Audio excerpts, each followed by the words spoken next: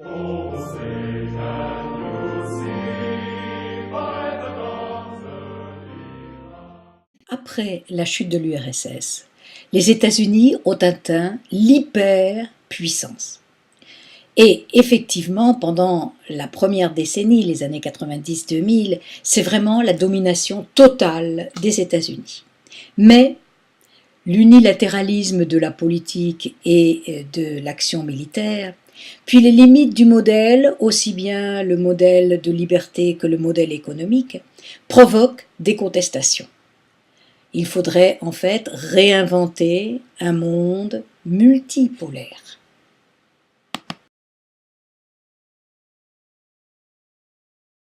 Après l'effondrement de l'URSS, les États-Unis deviennent une hyperpuissance et ils sont la seule hyperpuissance. Et leur suprématie s'exerce dans tous les domaines, militairement, économiquement, diplomatiquement, culturellement. Donc, c'est le moment où les États-Unis ont la plus forte influence dans le monde. Et cette influence va s'exercer, cette hégémonie va s'exercer par un mélange de soft et de hard power. C'est ce que nous allons voir. Cette carte fait apparaître la puissance militaire des États-Unis dans la dernière décennie du XXe siècle.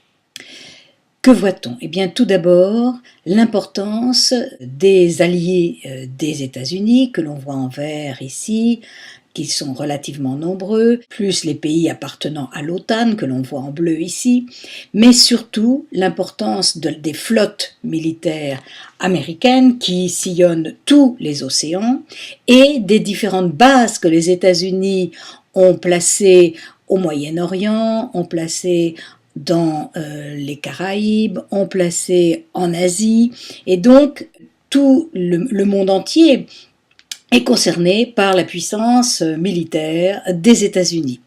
Il y a aussi des zones d'intervention, les deux guerres d'Irak et d'Afghanistan. Il y a des interventions en Colombie, par exemple, contre la drogue, aux Philippines contre le terrorisme.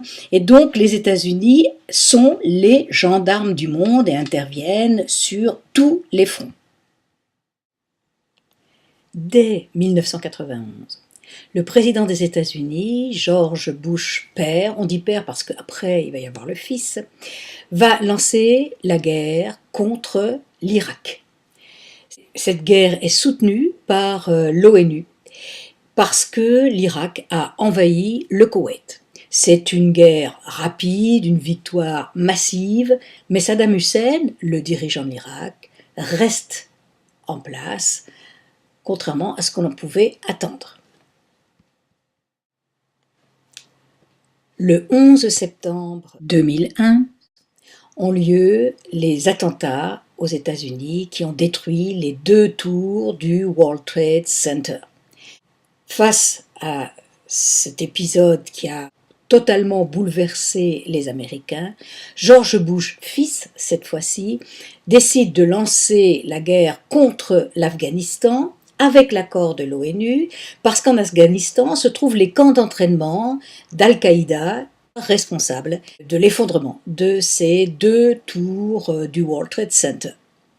On peut considérer alors que les États-Unis jouent le rôle de gendarmes du monde. Mais la domination n'est pas que militaire, elle est aussi économique, technologique. En effet, de nouveaux entrepreneurs tels Bill Gates ou Steve Jobs vont lancer des produits dans l'informatique, l'électronique, qui vont bouleverser complètement l'économie mondiale. Et ce sont les États-Unis qui sont à la tête de ce mouvement, particulièrement dans la Silicon Valley, et on peut considérer que l'essentiel des grandes découvertes de cette époque, de l'innovation de cette époque, est faite par les entreprises américaines. La croissance américaine, qui est forte à l'époque, est portée par les activités bancaires, les activités financières, qui se développent de manière extraordinaire. Le dollar est plus que jamais la monnaie du monde. Et l'influence culturelle, ce soft power que les États-Unis savent si bien utiliser, est à son apogée.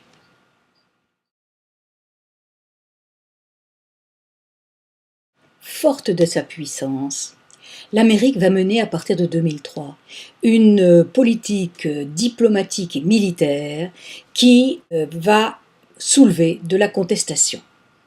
Diplomatiquement parce qu'il s'agit d'unilatéralisme, c'est-à-dire que les décisions vont être prises sans tenir compte ni de l'ONU ni des alliés, et militairement, il va y avoir enlisement.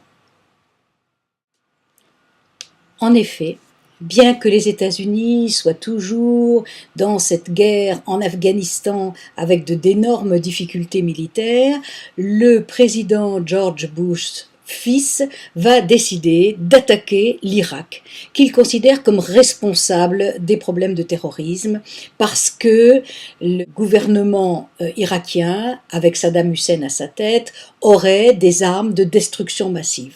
C'est ce que va essayer de démontrer le secrétaire d'État américain à l'ONU. Le secrétaire d'État américain montre à l'ONU l'éprouvette ici, qui est censée détenir un exemplaire d'armes de destruction massive. Cette seconde guerre irakienne va se faire donc sans le soutien ni l'aide de l'ONU. Elle a donc quelque chose qui n'est pas légitime. Et d'autres éléments vont jouer aussi pour limiter cette influence américaine.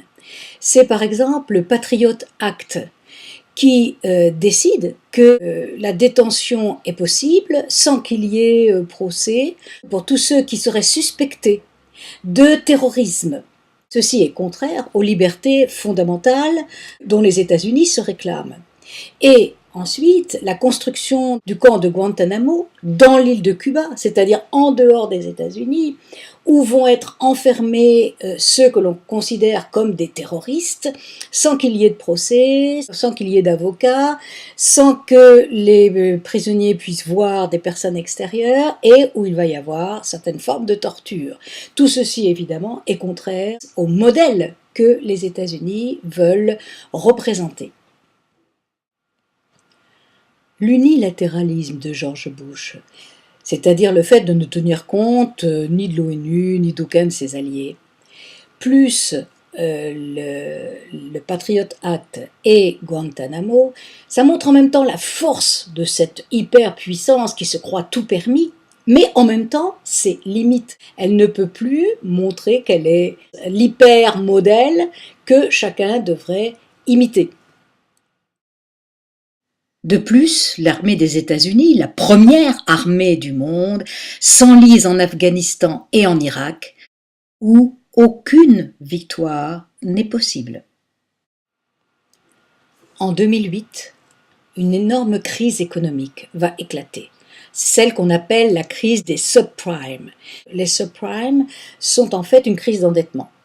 Pourquoi ? Parce que les grandes banques américaines décident de prêter à des ménages qui sont dans l'incapacité de rembourser. Or, ces banques le savent parfaitement, mais elles n'en tiennent pas compte parce qu'elles pensent que, de toute manière, si ces ménages ne remboursent pas, ce qui est plus que probable, eh bien, elles reprendront les logements et elles les vendront. Et elles les vendront probablement plus cher qu'ils n'ont été achetés au moment de l'endettement.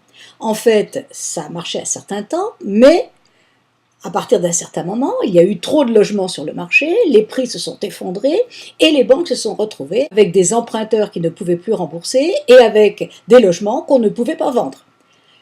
Plusieurs banques vont faire faillite et cette faillite va être répercutée dans une bonne partie du monde parce que ces banques américaines qui prêtaient donc à des gens qui ne pouvaient pas rembourser avaient trouvé une sorte d'astuce pour essayer de minimiser les risques, c'était de titriser ces prêts, c'est-à-dire d'en faire des titres qu'ils vendaient aux autres banques européennes, par exemple, ou asiatiques, et ils les vendaient extrêmement bien, parce que ces banques étaient extrêmement bien notées, donc tout le monde leur faisait confiance, achetait ces titres, qui en plus rapportaient généralement beaucoup.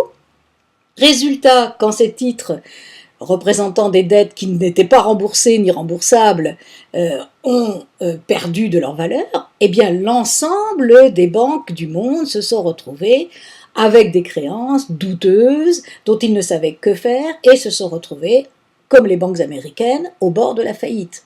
Les banques au bord de la faillite, ne pouvaient plus prêter aux entreprises. Les entreprises se sont retrouvées sans possibilité d'emprunter, ce qui leur a posé d'énormes problèmes, ainsi qu'aux ménages qui pouvaient plus facilement acheter à crédit, et donc cela a déclenché une crise économique. Et cette crise économique, elle a donc pour origine les États-Unis. On voit là un problème de l'hyperpuissance et du type de capitalisme, ce capitalisme financier qui s'était développé aux États-Unis. Pour essayer de juguler la crise, l'État américain a dû prêter aux banques, et ces prêts faits aux banques ont accentué le déficit de l'État, c'est-à-dire son déficit budgétaire, et finalement les États-Unis se retrouvent emprunteurs au niveau international, et qui est-ce qui prête à l'État américain? Eh bien, ce sont les Chinois, c'est-à-dire la seconde puissance mondiale. Donc non seulement les Chinois sont en train de monter économiquement, mais ils sont les prêteurs du monde, les créanciers du monde, ce qu'étaient les États-Unis auparavant.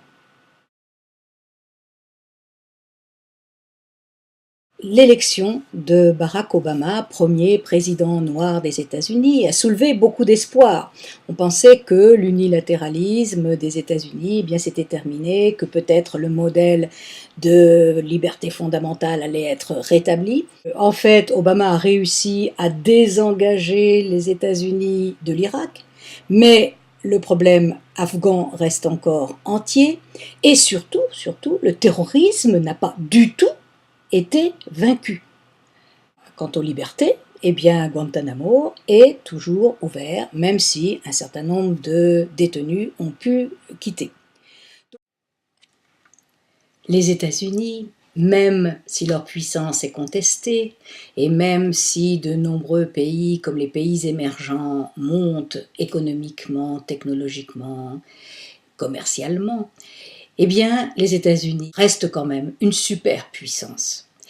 Pourquoi? Parce que d'abord le dollar est et reste la principale monnaie internationale, parce que leur avance technologique leur permet de produire des armes sans équivalent dans le monde et permettent aussi à ces entreprises de représenter 50% des 100 premières entreprises mondiales. Les États-Unis contrôlent aussi tout le réseau de communication mondial grâce à leur maîtrise d'Internet. Donc, les États-Unis restent actuellement la seule puissance globale.